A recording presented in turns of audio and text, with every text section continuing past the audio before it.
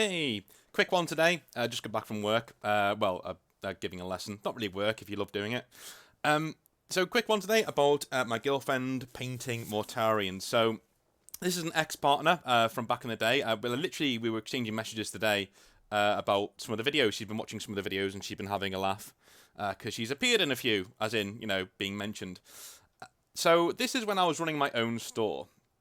And every single store gets a sample of different models that are coming out, and if you want to use them in your store, then you simply put in a work order and say, look, this new model's coming out, I really want to use it in a display, can I use it?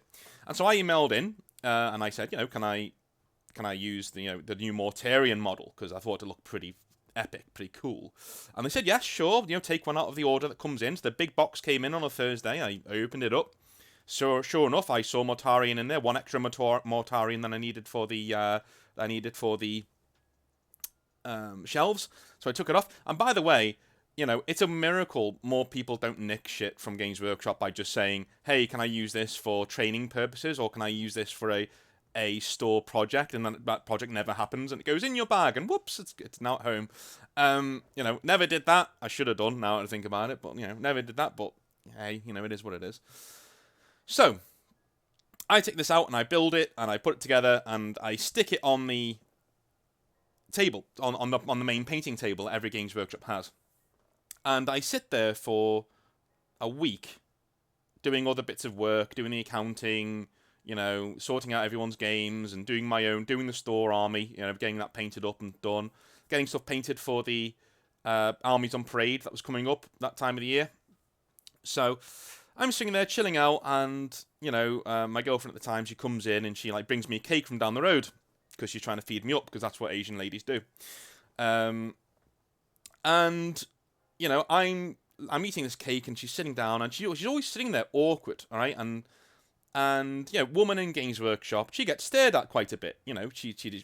People just like, oh my god, there is a woman in here. What is she doing in here? Why is she hanging around?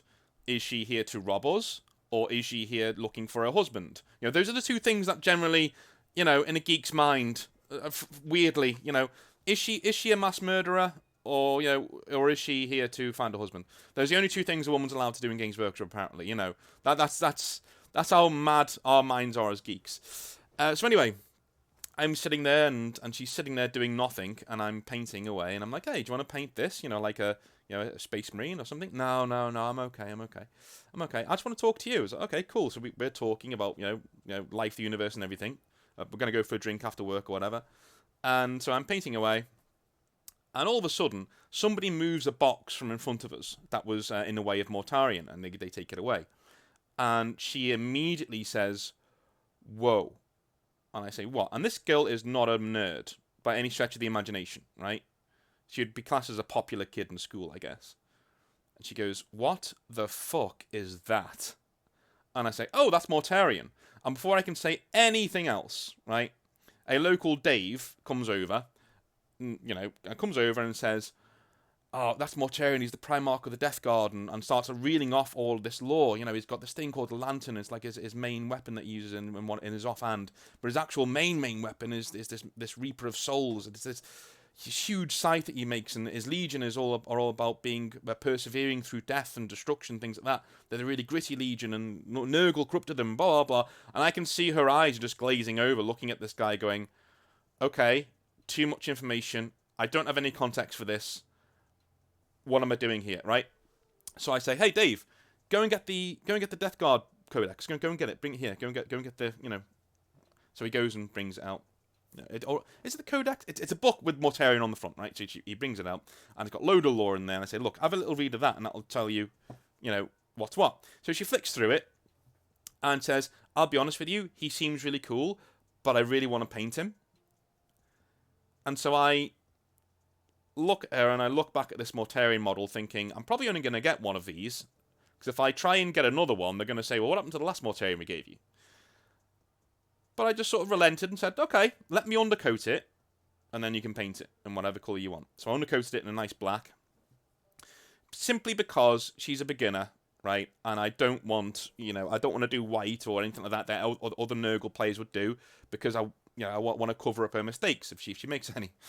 So I do a nice even coat, and then I bring it back out, and she starts painting. Her paint job isn't the best, right? It's fine, you know, and every single time, and she would come in every single day after work, and she would paint some more Mortarion, and we would sit there and we would talk about life, the universe, and everything as the store winds down for the day. So what she didn't know, and she's gonna know now, is that every single time she left, I would secretly, because I would say, oh, I've got to, you know, close up the store. You know, she would go and get herself sorted out, going to, you know, whatever restaurant we were going to, or meeting her friends who we were going to meet for drinks or whatever. She would go, and I'd spend an hour cleaning up the store, doing whatever. Whenever she'd leave, I'd close the store, and I would start painting Mortari, and I'd start covering up mistakes, and I'd start adding little bits and bobs that I knew she probably wouldn't be able to do. You know, just really subtly, trying to, you know, mix it up. And so she'd come in the next day and go, oh my god, it turned out really well. And I said, yeah, when it dries, yeah, the details come out when it dries. So, like, it's just going really well. Like, you know, carry on. And she carried on painting this thing. And it turned into a really cool hybrid project. Like, it looked really, really, really cool. And anyway, by the time she was almost finished, my ex-manager would come in, and he was trying to pick up a model that he didn't have in his store, but that I did.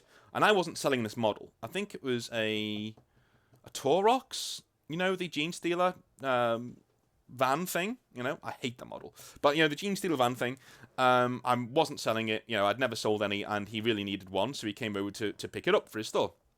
And he saw Mortarion there on the table, and he just went, ugh, did you let one of the beginners paint Mortarion? Like, in a really accusatory way. And anyone who knows any of my other videos knows what kind of a guy this is. And I say, no, actually, like, I've been, you know, my girlfriend, I wasn't there at this point. I said, no, I've been painting it myself, you know, that sort of thing. And he goes, really? And I was like, yeah, definitely. It was all me, you know. Anyway, she comes in, my girlfriend comes in, sits down, immediately picks up Mortarion and starts going to work. And he says, oh, right, beginner, yeah, and walks away, right? And my girlfriend stops and looks up and is like, am I not supposed to be doing this? And I said, no, you can do whatever the fuck you want, right? It's fine. You're doing really well. Please carry on. So he said, you know, look, here's the Torox. Can I have a word outside, please? And he said, yeah. And he said, look, I've got to go get my train. And I was like, yeah, okay, just give me a second. Look, that's my missus in there. I'm trying to get her into the hobby. I'm covering up my mistakes as best I can. She's doing really well with it. Can you not come in and shit on people's models straight away? You're a manager. Like, what's wrong with you? What is wrong with you? He says, well, you know, it's just honest criticism. You know, I just didn't mean to offend anyone. I said, no, it's fine. Just, and again, that's the best thing he could have said. It calmed me right down. I was like, you know what? That's fine. Just be aware in future, please. You know, just be aware. You run your store however you want. But in this store, we don't do shit like that, right? We give encouragement and we give constructive criticism. We don't just say, ugh, beginner, and walk away, right? Yeah, fair enough. And he walks.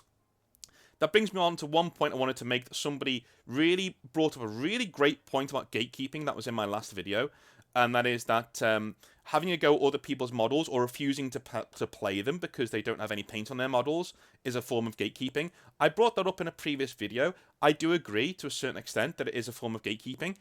But I also think that it's somebody's right to say, look, you know, I spent a lot of time on my models, and so I want them to be played against things that are going to look good on the tabletop because I like to take a few pictures.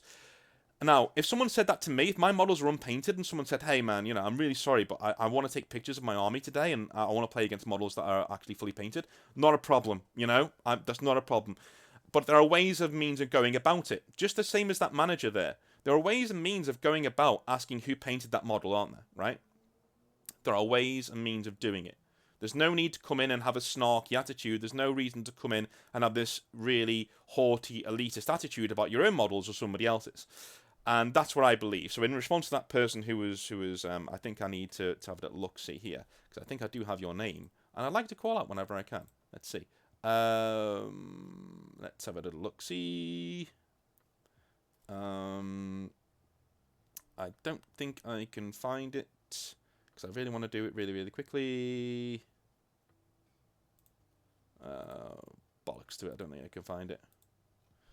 You know, you can tell I'm not that professional because I don't really look at these things before I even start. But yeah, the real retro beard. That's the one. Yeah, the real retro beard. Firstly, if that is your real beard, mate, fantastic effort there.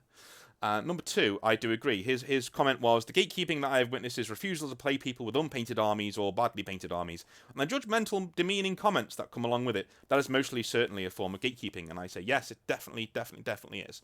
And it's not cool. It's not great, but there are ways and means of passing on your criticism and your want to get people to be better at what they're doing. If you want to see how I think you should do that, have a look at our showcase video. Our showcase video, I do give critiques, and I do say what couldn't be done better, right? And I'm going to put my own models on there in the next showcase video, and in the chapter Space Marine chapter, the channel Space Marine chapter video, I'll also be putting my own models in there too. And feel free to critique mine, you know. And if it's done in a nasty way, I will tell you. But anyway, thank you very, very, very much for watching. Nice short one today. I didn't want to bore people to death by rambling on. If you like the longer form content, then let me know, and the next one will be a lot longer. But until the next time, I'll see you later. Have a really good one.